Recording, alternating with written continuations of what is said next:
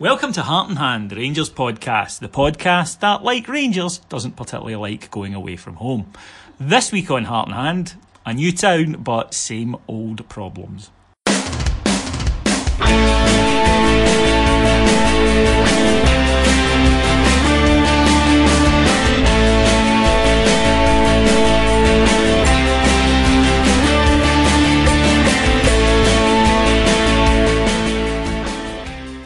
So welcome to Heart and Hand, the Rangers podcast. My name is David Edgar. I am your host, and I'm joined this week by two wonderful people, which is good. They'll have to be, because I'm really miserable and angry today. I've woke up in a right funk, which I think we can probably put down to the performance yesterday. Will I blame them? I will blame them for that. But joining me, the ever wonderful Mr. Alex Staff.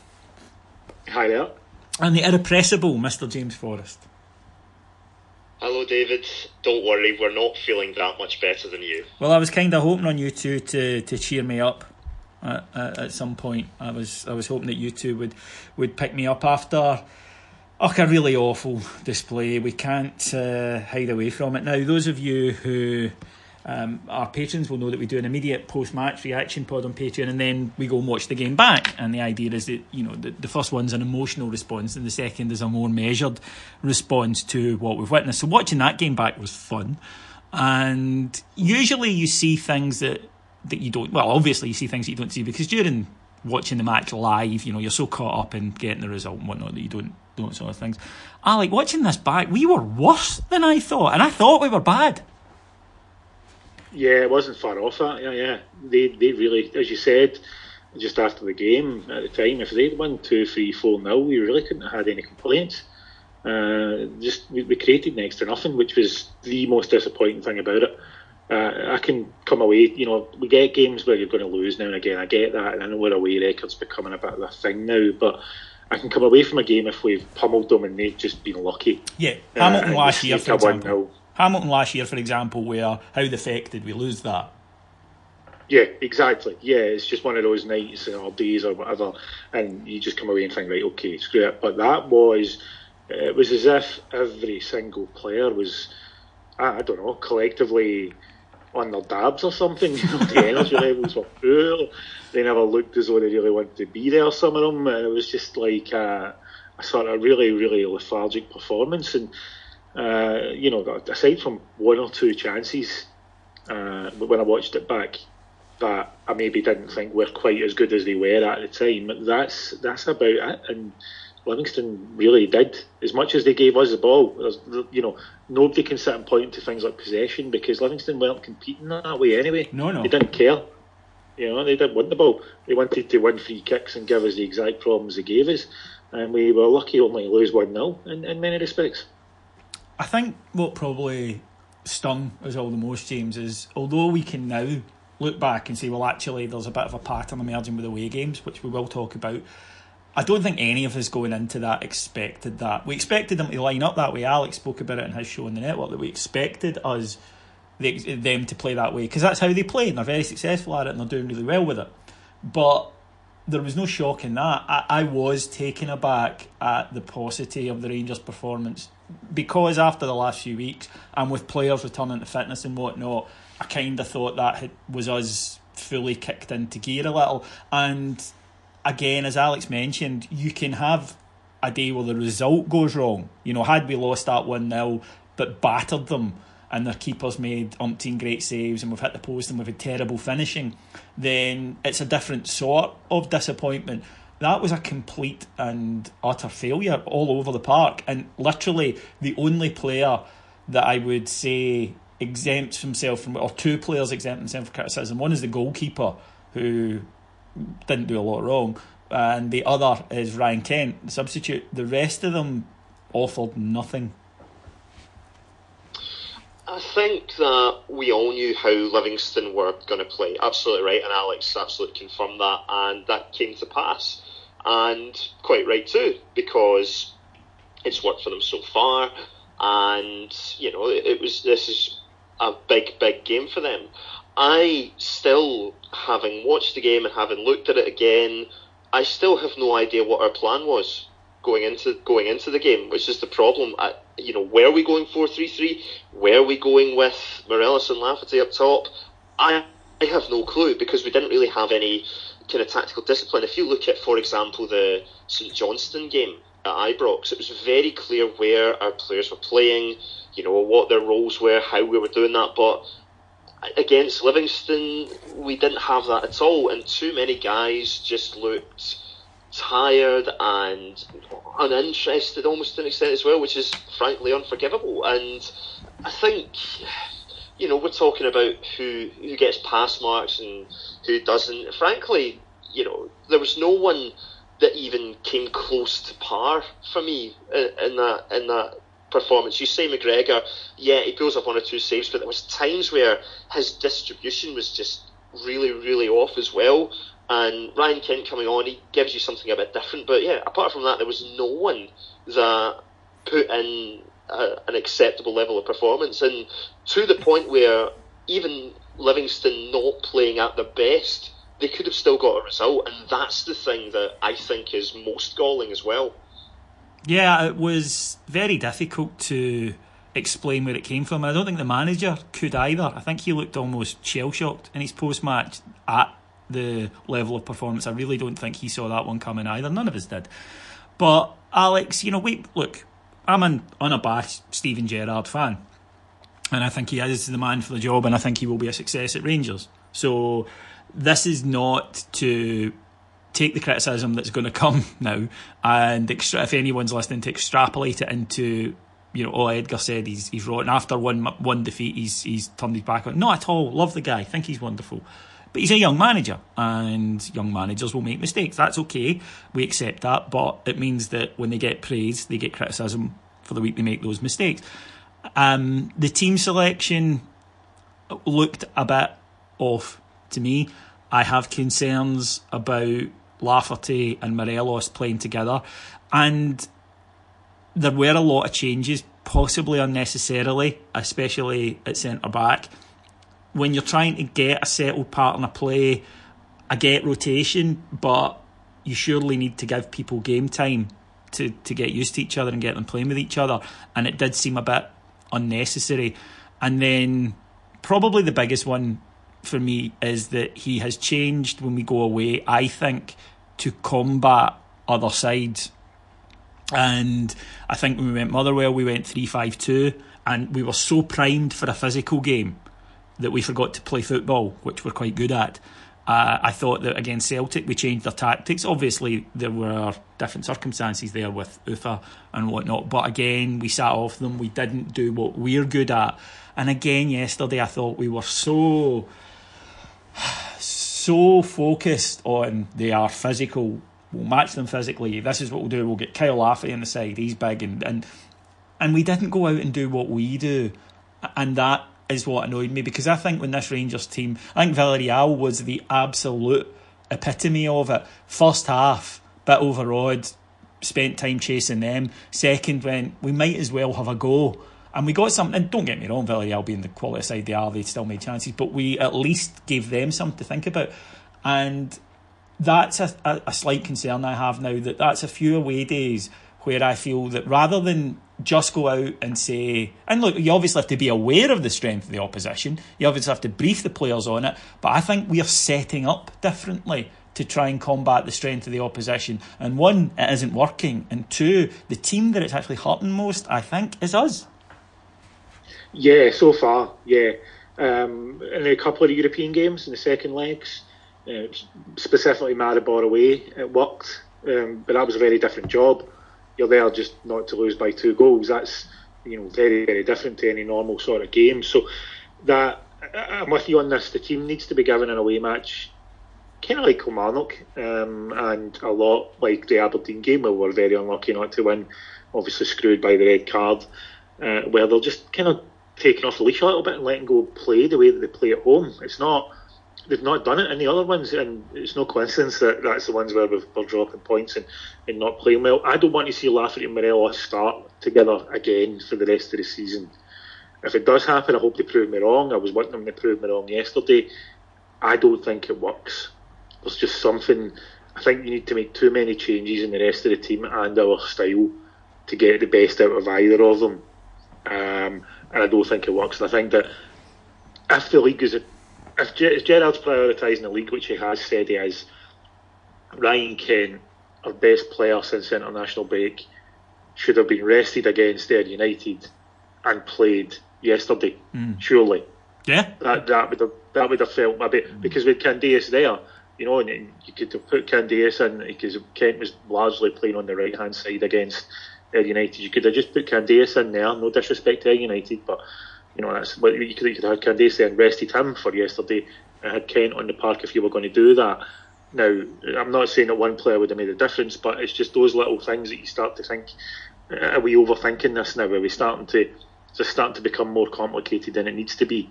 But I think our next away game's Hamilton, am I right in saying in the league? Yes, you are. If we go out there and try something completely different again, I'm going to start to get very worried. That's a team that they play in a way that we can just go and have a go at them. The pitch will be a bit of an issue, it always will be. You just have to deal with that, but surely, but at that point now, surely some of the players have got to be turning to Gerrard and saying, just let us play in these games, just let us go and see what we can do. And I know it's not just him, I know it's a management team, and guys like Michael Beale need to take some responsibility, but surely at some point the players are going to have to say, Gaffer, just freeze up a bit. If it doesn't work, then he's got a justification to turn around and say, well, I told you, and I need to make these changes to get results. But right now, I don't think that's the position we're in. So yeah, it's frustration. I don't mind the rotation of the players so much because I think there's a quality there, and I know that the players just didn't show up, so it's kind of maybe a little bit harsh just to focus on the manager that way. But it does start to become a bit of a pattern, definitely. Oh, I'm not exempting the players. Don't you worry about that. But we will come to them. I feel a bit hypocritical, James, because when Warburton was there, one of my big complaints was he never changes. It's always the same thing. But that was partly because he never changes and it isn't working. It is working and yet we're changing. And when we change, it doesn't work. So that's why I'm saying that maybe we should look at, just for a wee bit, focusing on what we can do as opposed to focusing on what the opposition do. I think that the players at the moment are maybe so concerned with what they need to do in relation to the opposition when they're away from home that they're not doing what they do naturally at home.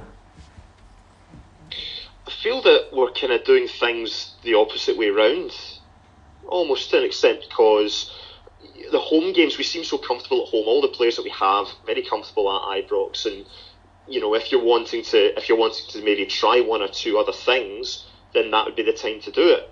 Clearly, there seems to be a mentality issue to an extent, and not just with the players, maybe with the entire squad. That kind of feels like away games seems to be an issue. So play the strongest team that you have for those games. If we were to look at what's the strongest setup that we've had so far this season, it's the 4-5-1 or the kind of 4-3-3, probably closer to that, where you've got Kent and Candeas out wide with Morelos or Lafferty as the lone striker. You've got a holding midfielder, whether that be Ryan Jack or Andy Halliday or Ross McCrory, and then a combination of Arfield, Koulibaly and Ajaria making up the rest of that midfield. Playing Koulibaly, Ajaria and Arfield yesterday is almost, not quite as bad, but almost as bad as Morelos and Lafferty up top. Kind of with what Alex was saying, I don't want to see that, because I think Koulibaly being asked to do that job, which has been performed by guys like Andy Halliday and McCrory in recent weeks, I think he's a slightly different kind of player, and I think we need someone that's got a bit more of that discipline to play that holding role. Koulibaly is a very good midfielder when he's on his game, and when he's that kind of playing almost that covering for Tav, but then playing that box to box role, I think he's really, really good. But then you need to look at the opposition and say, right, what do we do in terms of, is it better to have an Ajaria who can keep the ball at his feet really, really well and dribble past guys, no issue at all, he's never phased, or Scott Arfield has got that bit more industry? It's thinking like that, but we just don't.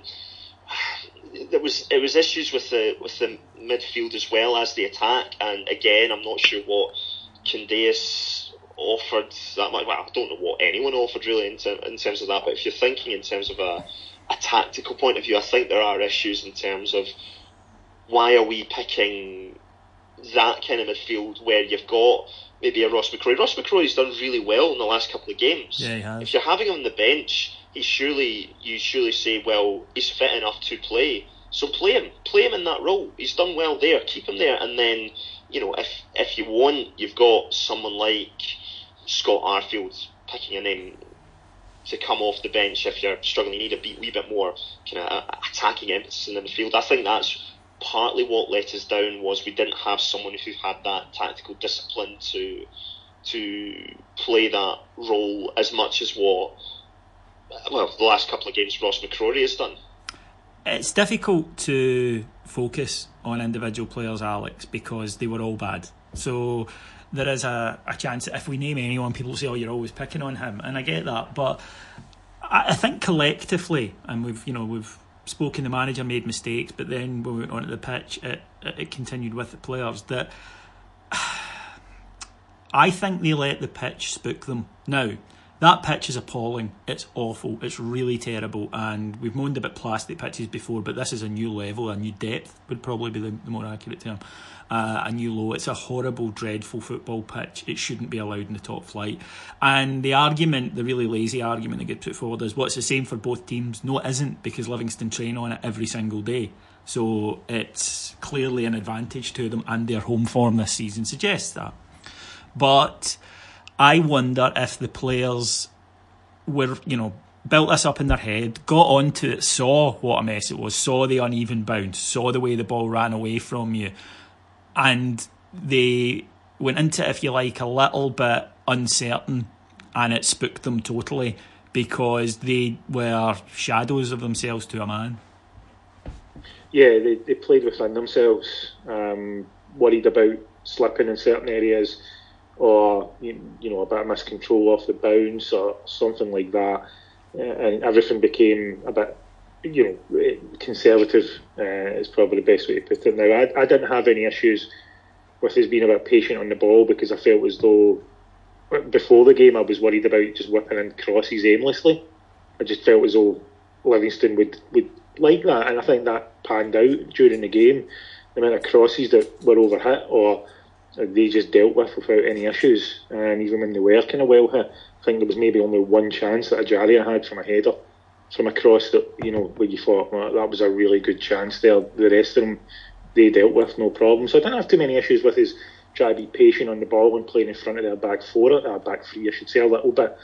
But we were far too conservative. There was very, very few times where anybody tried anything a little bit different. And only when Ryan Kent came on in the second half did anybody have a run at them, because no one really looked sure about their footing or anything like that. Morelos was dropping really deep rather than playing where he's best, which is up against right with back to the defender and holding a ball in and linking up play. And yeah, everybody just seemed, the whole team, every one of them just looked as though they were a bit scared of it, a bit scared of making mistakes rather than just going and expressing themselves.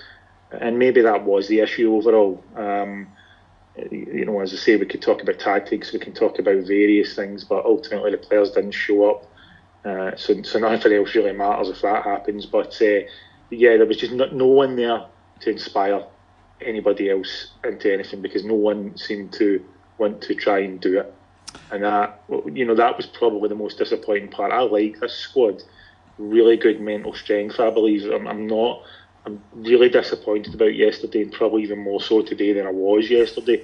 But I know in the bigger picture, I still believe there's been progress. I do like what I'm seeing from this squad, but yesterday was the first time where I've watched them and thought, wow, where's all the leadership that we had? Where's that fight that we've shown all season?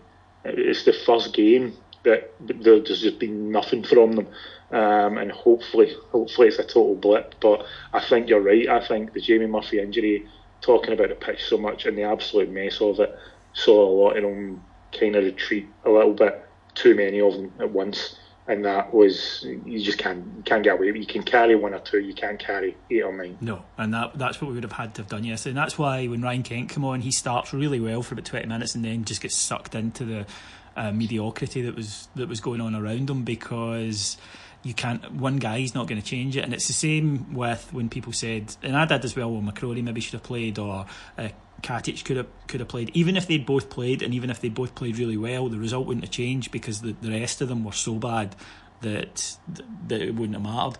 Alex raises an interesting point, James, about Jamie Murphy, that the players all saw what happened on a plastic pitch, a significantly better plastic pitch at Kilmarnock, although we are dealing in levels of suck here rather than it being actually out and out good. But does that subconsciously affect them as they're going onto the field? That maybe they're not, thinking I might get injured on this, but at the back of their mind there's just that wee thing saying, if you go full out for a ball, if you stretch yourself on this pitch, you could be looking at 6 months out. Is it something that clouds judgment? It's not impossible. I think that it's something that guys like Steven Gerrard and Gavin McAllister maybe should have a word with the players about beforehand and say, listen, that was just a freak situation. It's the chances of that happening again in this game are minuscule, so don't worry about that. But I think it's a fair point to make, though, in terms of we've seen what it can do. It raises the whole thing. The other thing I noticed, I don't know whether you guys agree with this or not, but as well as the pitch looking awful, it looked more narrow than maybe what we were used to as well, and that might have been another thing that Livingston have possibly done for us specifically, because we like the kind of sort of wide play, and they've almost sort of nullified that to an extent as well, or I might have just been seeing things when I was watching the game. But I think what Livingston did is they've really tried to kind of take as much advantage of their pitch situation as they can, and it worked for them at the end of the day. We've said this before, I'm very much an advocate of it should be grass pitches if you're a professional football club. For Livingston to be one of about a quarter of the Premiership clubs that have to have a plastic pitch is such a sad indictment on football in this country. But as I say, that cannot be an excuse for the lethargic effort that our players put in yesterday, and Livingston did what they needed to do at the end of the day. Yeah, they did, and as we've said, look, this is not a freak result or anything, because, well, hopefully in terms of results it's a freak, but if you watched the match, then Livingston created 6 golden opportunities and in fact only conceded 1, really, when Alfredo Morelos got put through and their goalkeeper saved. So they have every right to say we were by far the better side and deserved that win, which is probably what hurts a little bit more. And we can't shy away from that. I did notice, Alex, now in terms of the squad, the players that I saw online that were copying it the most were Worrell, who was very poor, and had replaced someone who is popular in Katic, and Ejaria.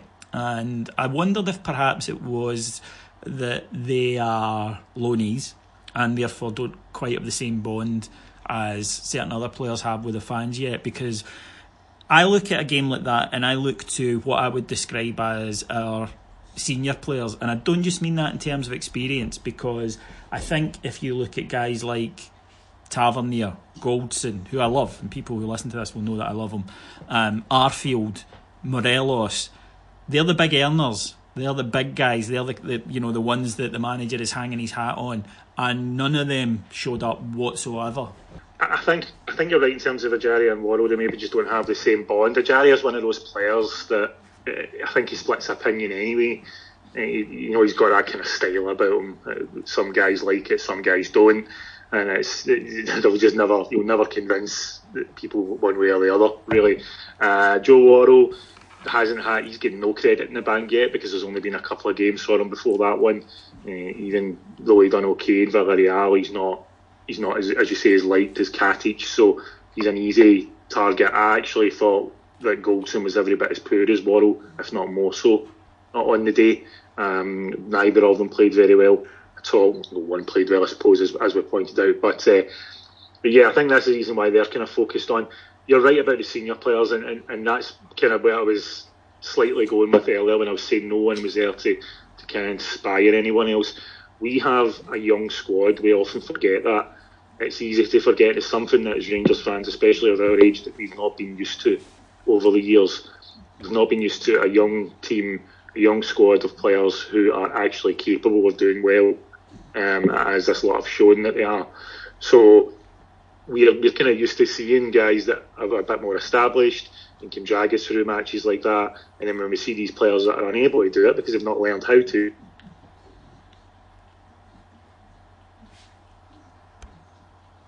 I don't think they phoned it in effort-wise. I just think that everything else was horrendous, and effort only gets you so far. And as we've spoken about, and Richard Goff mentioned it in the interview with him. If you haven't listened to that yet, then why not? He talks about he was a captain that he felt as though he led by example. He feels as though Tavernier's similar, where he'll inspire people through what he does on the pitch rather than grabbing them by the throat and telling them to get the finger out. And he just didn't seem capable of it yesterday. There was very little from him in that respect. Other players, no one really done it either. For about 10 minutes of the first half, Arfield looked as though he was going to dominate the game, and then he fell out of it. Another one of our senior players in that respect. Morelos just didn't look himself at all from the first minute onwards. Lafferty was poor as well, another one that you would have maybe looked to that respect. So, yeah, you can't really have half your team that you're looking at as leaders all failing on the same day and expect any sort of performance, can you? No, exactly. And I know that, incidentally, the pitchforks will be out among certain supporters, because there's certain supporters, if you even mention that Morelos was anything less than wonderful, will come to your door and throw eggs at you. But now he is a senior player, and that's why I class him amongst those. And you might say, well, he's very young and he's still learning. That is true, but he is now being paid as one of our top players, which deservedly so, given his value and his international status has just changed and whatnot. But with the big contract comes the big responsibility, I feel. And, overall, the return from him can be mixed. There are games he's brilliant and games he's not. And that's something I think the manager will need to look at, because, as I say, I guarantee you that's already hundreds of hate tweets being thudded to me about that one. But I class him now in the same bracket as a Tavernier, as a Goldson, as an Arfield, as these big players, these guys who are on a lot of money. McGregor is another one, that they're the guys who are on the big money. They're the guys that have to take that responsibility. And it is just it's like any job. The further you go up the chain in football, while being a team game, there is an unevenness in the way that salaries are assessed. Your importance to the side is echoed in your remuneration. So I don't think it's unfair to say to him, these are the games you need to turn up. When everyone else isn't, you need to lead by example. But so do Tavernier, so do Goldson, so do Arfield. These are where we need these guys to produce and inspire the rest of them around there. So just an all-round awful day at the office for Rangers. Really, really bad. Now, the away form, as Alex said, is now a thing. James, that people are pointing out Rangers haven't won an away league match since February. I personally don't place too much stock in the February thing, because it's a completely different team, it's a completely different manager. I think the season does reset in the summer, and when you make the amount of changes we've made. But 4 league games, admittedly with differing situations, Aberdeen for example, Celtic for example, but it's now going to be talked about, and until Rangers record that victory, it's going to be thrown up in our face. And I don't think it's that they're not capable of it. If you look at Kilmarnock, for example, a better side than Livingston, I think the season will prove that. Rangers went there and took care of them quite handily. So it really just now, as Alex says, we couldn't have asked for a better away trip next. We're off to Hamilton, our next away match. They have got to slay this very small but growing dragon. Aye. First of all, on the February thing, you're right, and it's down to the fact that the squad looks so different now to what it did then. So you can't possibly, put that in the same bracket. But it is under Steven Gerrard in domestic league games. We've yet to win a game. We've got 2 points from an available 12, and it's not good enough. Now, again, we come back to this, and this is a phrase that I like to use a lot. You look at it in the context of the situations. Aberdeen, if we don't switch off in that last minute, then we get a very, very credible 3 points. You say the same about Motherwell. You understand that the Celtic game, we were not playing well at all in that game, and we'd just come off the back of an away trip in Russia where we were down to 9 men for the last 20 minutes or so. This is the most disappointing one because there's really no excuses that we can offer them now, which is why, maybe in previous times we've talked about these 3 other games and said, you think about it in that way. There's been things we can take away from that and think, yeah, okay, let's move on and we can be more confident going into the next game. You don't have that with this one. We were talking about post the most recent international break, we should be winning all the games that we have, including Livingston away. And the fact that we've not done that is very massively disappointing. What I would say as well is we have to, where Livingston are in the league is no coincidence. Joint second, down to the fact that they've actually made a decent start to the season. They've surprised a lot of people in terms of how they have made a start to their season. We might look back on this season at the end and say, actually, Livingston away at that part of the season was a tougher fixture from the outset than what we maybe thought it would be. It doesn't excuse it in any way whatsoever, but winning in Hamilton is vital now, absolutely. But it's not like we can't win at any sort of domestic ground in Scotland because we did it at Kilmarnock. That's a very important point to make as well on that. And you're right, Kilmarnock over the season I think will be a better side than Livingston.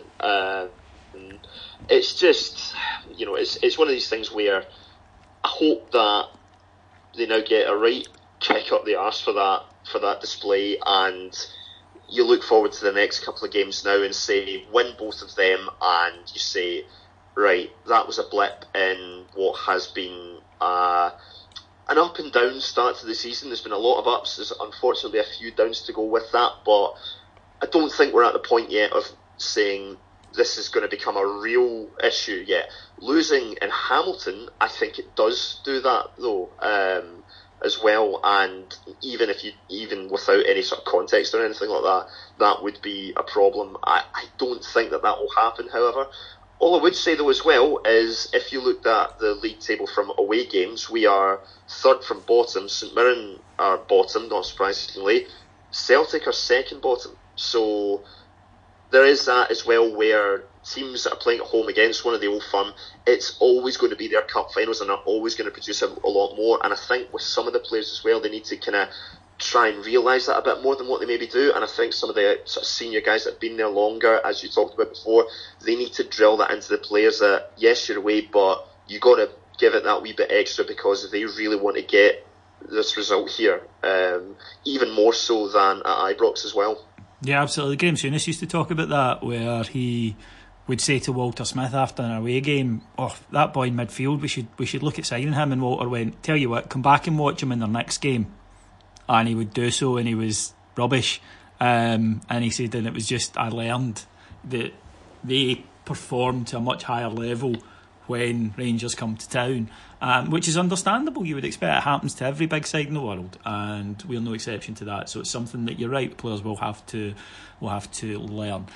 2 games then coming up. We'll preview one of them just now because obviously we have Heart and Hand Extra later in the week, and that'll preview the Hearts game. But Alex, this is the really weird thing after half an hour here or so of that was awful, that was terrible, and getting stuck into everyone.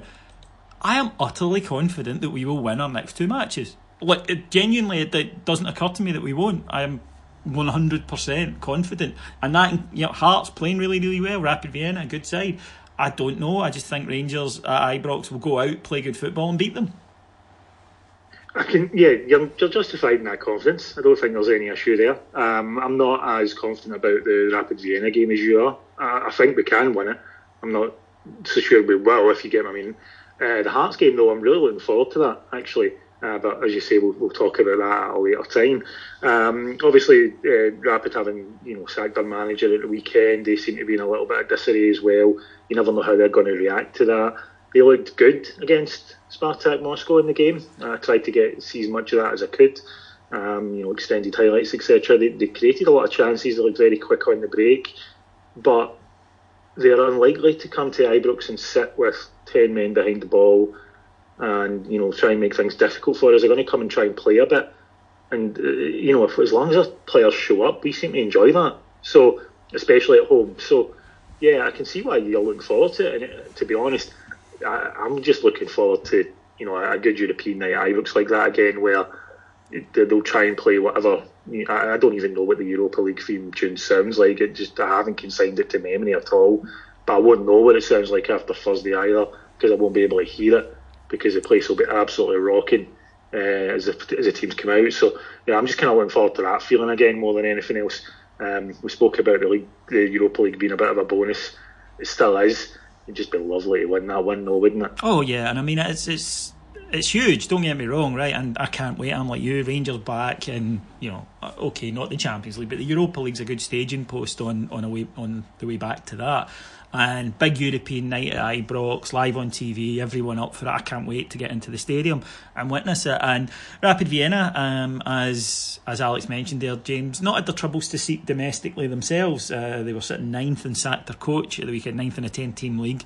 Very, very poor form recently. However, in the Europa, they've qualified and they won their opening match. So, although you look at the domestic form and you say, well, look, they're playing really badly, there is, of course, the side of the argument that sometimes Europe offers a break from that. We saw it with Paul Le Guen at Rangers all those years ago, that sometimes it gets you away from that grind and the players get an extra spring in their step. But as Alex said, one of the reasons I'm confident is I think they'll come out and have a go. And I think that suits us. And I think that with the crowd behind us, that's why I'm very confident. I can't really argue with any of the points that you've made in terms of how Rapid are going to play. They're going to want your new manager there. He's going to want to try and impress, and I think we can take advantage of that. I think Rapid Vienna are probably on a similar level as Maribor, and we know that we have a squad that's more than capable of defeating them at 90 minutes at Ibrox. So I'm more confident in a win than anything else for that game for sure. Yeah, you're right that they've done very poor domestically.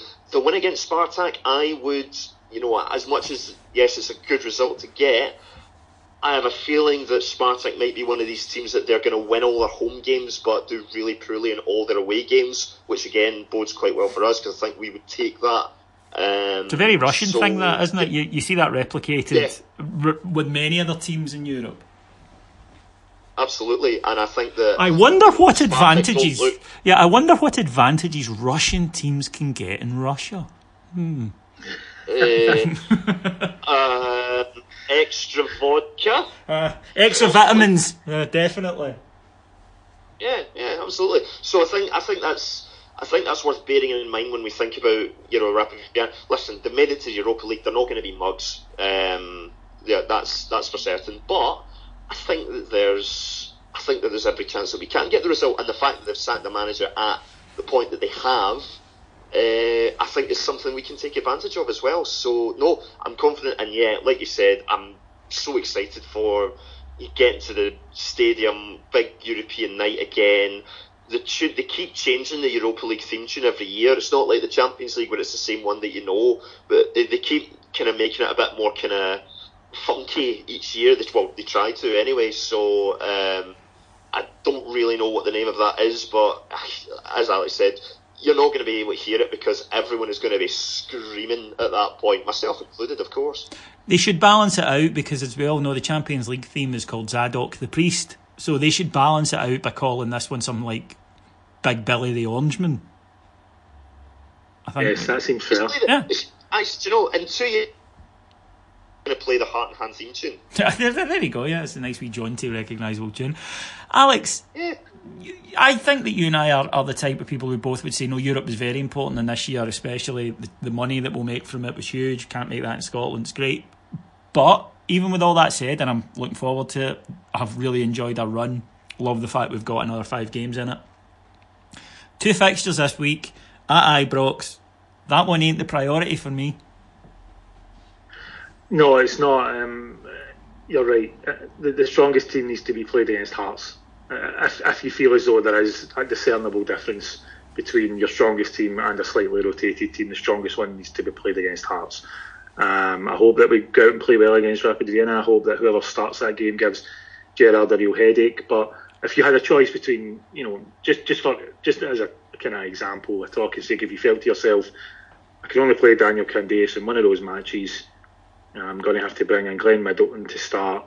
Middleton won't be able to offer as much as Candeias overall, so I'll play Middleton against Vienna. That would be my thinking. I know that I'm like yourself. I kind of find Europe very important in terms of the financial aspect. I'd like to see us do well because I think that accelerates our kind of growth and reputation back to where it should be, more than winning the league would actually. Not that I would pick it over that, but you get my meaning. But yeah, I think that if he has to, if Gerrard feels as though he couldn't play the same 11 in both matches, needs to rotate, and does believe that there's certain players that are a bit weaker in that, then the Rapid Vienna game is the one where we will go out slightly weaker than the Hearts match. I certainly that'd be the choice I'd make. Yeah, and I think that most of us would. So we now move on to our Everything Old is New again, and our new section where we look round the world of football to see... Oh, we didn't talk about the coin thrower. Sorry, my fault. Have to cover... well, at the old yellow pages, we're not just here for the nice things in life, we're here for the nasty, as I think today's whole pod has proven. And we have to talk about the coin throwing incident that happened yesterday, where linesman was hit by a coin thrown from the Rangers end. Some arsehole. I don't want to spend too long on it because one person cannot be representative of an entire support, and he isn't. This isn't something our fans do a lot, thankfully. And while I think with some justification Rangers fans can point to when people criticise us for this, which they will because it's a stick to beat us with, and when people are looking to beat us, then they'll take any stick that's offered. But James, we can't be having that. No, it's disgraceful behaviour for anyone to throw anything on a field, especially with the intention of trying to hit someone, which clearly that is. In these circumstances, it's rare that they actually make a connection, and very sadly on this occasion it has. I think the linesman took it very well. To be fair to him, he just kind of got treated, got on with things. But I really hope that the person who did throw the coin is found, is severely fined, and possibly even further, and I hope he's never allowed back at Ibrox again. Frankly, that's not a kind of thing that you do where you get a second chance.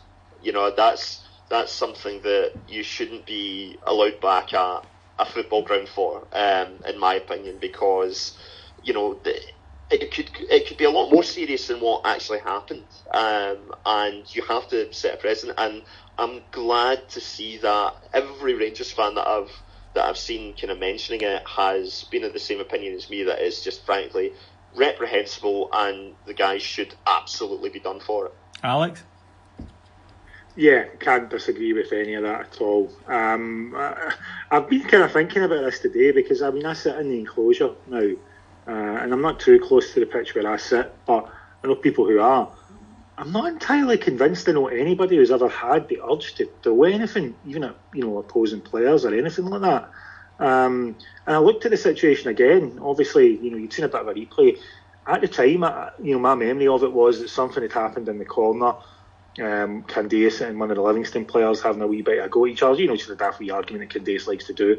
And I thought that this had been driven by that, and the linesman had just kind of cocked it. But then when I watched the replay, I was like, it wasn't anything close to that at all, was it? That incident had passed, the game was moving on, and I'm not entirely sure why the linesman was targeted, if he was.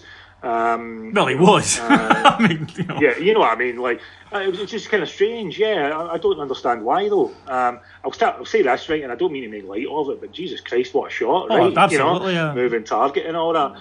As James, the thing is, the problem is that it's had to happen for it to be a thing, right? You shouldn't be throwing anything on the pitch regardless whether you hit someone or not. Unfortunately, this has had to happen for it to be highlighted. I think the Rangers fans are very, very good at self-policing. I think that's something that we do very well. And I think that, whoever this was, whether it was a drunken mistake or out of character or whatever, I think they'll be identified. I hope they just take it, like a man, just go, right, okay, I made that mistake, what's my punishment for it? And everybody gets to move on from that. I don't imagine the Rangers fans will kind of try and hide this guy away anywhere or anything like that. That's not the way that we tend to do this. So yeah, it's a real shame. And unfortunately, just kind of the second you saw it on the TV, you're just like, oh, there you go. That's the story for the next however many days. That's what we've got to be firefighting and talking about for so long. And there's so many other things that we should be talking about, and it just. I wouldn't mind just a couple of months of nothing like that, just no strip controversies, no coins being thrown, nothing at all. And we could talk about the football for a while. Would be lovely. It would be very pleasant indeed. Okay, let's move on then to a look round the world of football to see who has made the biggest dick of themselves over the past 7 days. Obviously the coin thrower would be in it, but we like to look wider than that and see who has said something or done something that is so utterly stupid that it should have come from the mind of John Hartson. Yes, it's Hartson of the week. So we will go first of all to you, young James. Who do you think deserves this week's award? So I was having a good look through trying to make this as international as possible, and I would like to take you gentlemen on an adventure to the wonderful world of Egyptian football, more specifically to the chairman of Zamalek club, who used to be managed briefly by our own Alex McLeish. Yes. On the side note, Mortada Mansour, he has been given a fine of $40,000 for verbally attacking the CAF officials, CAF being the African version of UEFA. The new president is a man called Ahmad Ahmad, and he's also an Egyptian, has links to Zamalek's kind of rival club Al Ahly, which is a very big rivalry between the two. And he's basically said both he and the new General Secretary, Amr Mustafa Fahmy, are drunken drug sniffers who had insulted Zamalek. He also wants them to carry out blood tests so that, to make sure that they are fit for the job, which I still don't quite understand because it's a secretary role. How could they possibly, what kind of drugs would they take to, to help with that at all? I don't quite get. And also says that it was Ahmed's father who denied Zamalek the role of Club of the Century and instead giving it to rivals Al Ahly. When he was given this fine and also basically a year's ban from any CAF competitions, he basically said, I don't care with this decision and I will reply in time. Anyway, I don't attend any CAF matches, which I think is again quite strange because, well, surely as Zamalek playing in Africa, that is a CAF match. So he seems a bit of a 66-year-old guy, just chairman. If you get a picture of him, you kind of think, yeah, I kind of get where all this is coming from as well. I kind of get why you act like that. So check out that story. Mortada Mansour, Egyptian football, is a bit of a nutcase, and he is my candidate for Hartson of the Week. Alex? Can I just start by saying there's just 3 things from James's story there. Firstly, I don't see her beating that one, right? Anyway, secondly, I love the naivety that James expects drug tests and drug taking to only be performance enhancing. Any secretary I know that takes drugs is not looking to enhance their performance. Well, how does that like? Because just in the sporting context, it kind of seemed all like want them to take drug tests, but like if they have taken like cocaine and that, I'm a bit like, okay, but yes, that's not good, but does that really affect does it make them better at their job? No, like, but it can make them significantly worse, James. It can. I think put it this way: if you are asking a secretary to come in and do a bit of dictation, and they are absolutely off their tits on some decent Charlie, the accuracy of said letter is going to be questionable. Yeah. Surely that's a good thing for him then as well. Is the other thing I'm kind of. But I get, yes, I know. I live in a bubble of happiness when it comes to things like that, and not in that way. Yes, a bubble of ignorance. And Yes. and just very lastly, when you consider, James, what part of what you do for a living, that you are able to identify crazy old men by their picture, it is really not a surprise at all, is it? No. No. But my story then, it just won't compare whatsoever, is in reference to a Sporting B player called Rafael Barbosa, who was on loan at Portimonense, and I say was on loan until this weekend, where his team, I believe they only drew the match. Now I can't quite tell, but I believe they only drew 2 each. And for some reason, after the match, the Portimonense chairman, Rodney Sampaio, decided to headbutt this boy, and absolutely no one knows why. No one, including Barbosa, has any clue why. He was talking to the owner of the game after the game and got nutted. So there. Now, what tickled me most about this story was the thought that, David, who did you want to headbutt Russell Martin last season while he was on loan at us? Pretty much anybody. I kid. Before I end up in the sun, I'm joking. Can I just read a story though? Yeah, can I just state for the record, I did not want Dave King to nut Russell Martin. But had it happened? Yeah, no. I'm only going to get in trouble here. I've got one. I'll also go a bit wild. I'll go to Ethiopia, where Wolwalo Adigrat University coach Maru Getbrat Sadiq was sacked for beating up a referee during a match. The club said that players who joined in were warned later about their ethics. The official used a corner flag to defend himself from the mob. And afterwards, Maru Getbrat Sadiq said, "He has no balls. I knew he was a cheat, and picking up the corner flag rather than taking his beating like a man tells you that." So I think the word is unrepentant. I think we can safely say. I love, though, a team so behind their coach that they joined in, and the linesman bolted. The referee bolted to the corner flag. His linesman didn't join in, by the way. His team didn't help. No, they were happy to let him get to get out of the way. But right? He ran and he got the corner flag to sort of ward them off. Remember Gladiators? It was like that, as he was trying to kind of force them away from him. But a few got through. I'm just imagining now, end of season, we'll win the league about 8 weeks prior to it. John Beaton's a referee at Ibrox, and we just got, do you know what? Fuck it. Yeah, why not? He's over the corner in the Govan East End. He's there with his corner flags. I'm going to really enjoy thinking about that tonight. Well, I'll give it to James. Not in that way.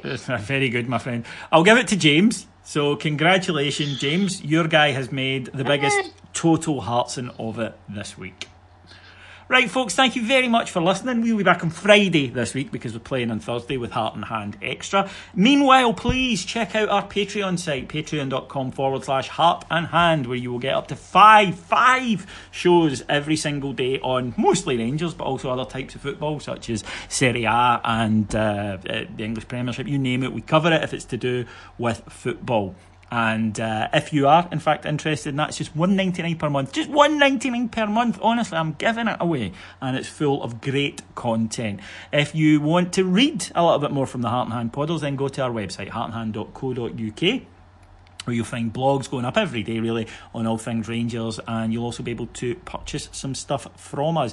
We had our first live show at Ibrox Stadium this Friday night, or the last Friday night there, which went wonderfully, thoroughly enjoyed it, and we're back this Friday. But if you want, that show is sold out, but if you want to see us, you can come and see us in Kilwinning, my hometown. The Prod Eagle Sun returns to do a show there. We're also heading over to Northern Ireland next month.